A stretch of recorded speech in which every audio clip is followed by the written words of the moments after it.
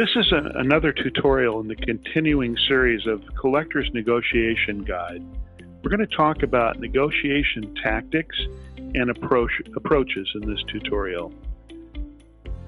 The learning objectives for the tutorial, first of all, the importance of planning your approach before negotiation even begins.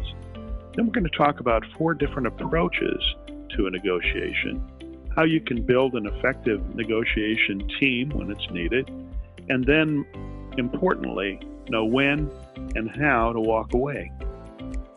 So first, no matter what type of negotiation you're involved in, it could be something as simple as a collection call, where you need to negotiate payment with the customer, or it could be a face-to-face meeting involving a number of people to go over serious business issues between you and your customer.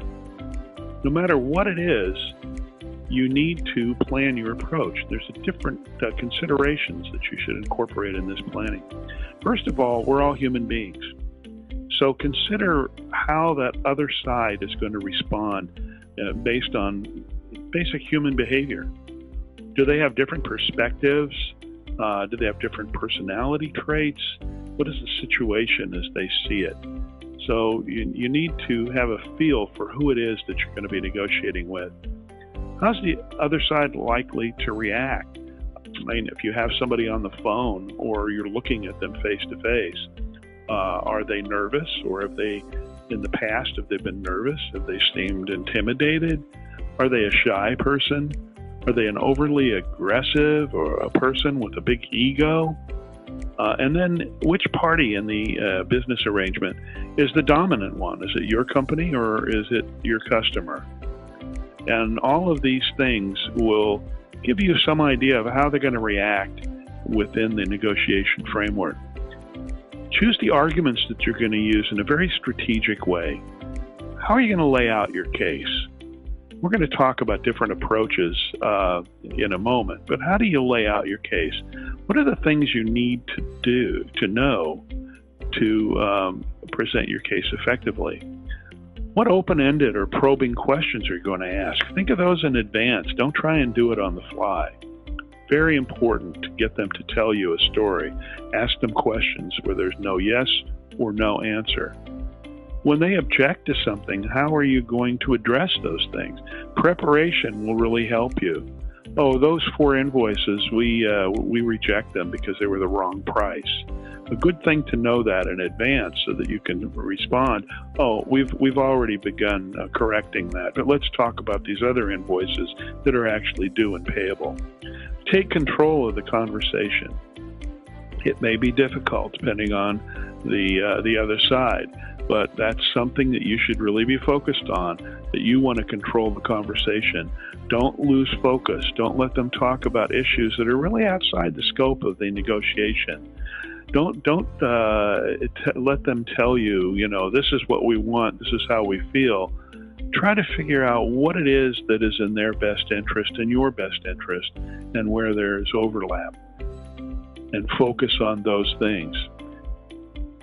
Do the research, know the facts, know the resources that are available. Any information that you don't have at hand, we have the advantage of being able to look up on the internet, possibly. Knowledge is power. So you want to be as knowledgeable as you can on the issues that are going to be discussed walking into that negotiation. Know your company's strong points and your company's weak points, and there's going to be both.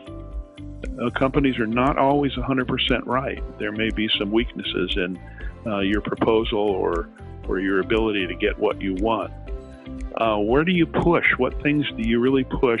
And knowing where your weaknesses are, what can you trade? If you make an agreement, a trade is much different than a concession. You have to be realistic, because when you're realistic, it builds credibility, and people begin to trust you as you're trying to negotiate with them. And it also reduces the opportunity for the other side to be critical of you and really get the conversation off track. Plan on how you can influence the other side so that they understand the position you're taking is really in their best interest, if at all possible. So you tailor your approach. You tailor your approach based on the facts at hand, what you hear from others that maybe you've investigated, you've talked to the sales rep, maybe you know other people at the company, the customer company, and you have some idea of what you need to know going into that negotiation, and you tailor your approach accordingly. Understand the strength of your position, the real strength of what you are asking them for. And what are your options? If they don't agree with what you want, what are the options? And also, very important point, because options could be combinations of things that you can trade off that'll get you what you need and help the customer agree. Understand the nature of the relationship between your company and the other side. It's not just dominant and less dominant. It's what has their past history been? Have they made their commitments as they said they would? Is their payment trends up, down, the same?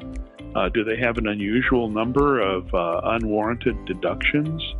Are you hearing things from your own people that are quite negative about their interactions with that company?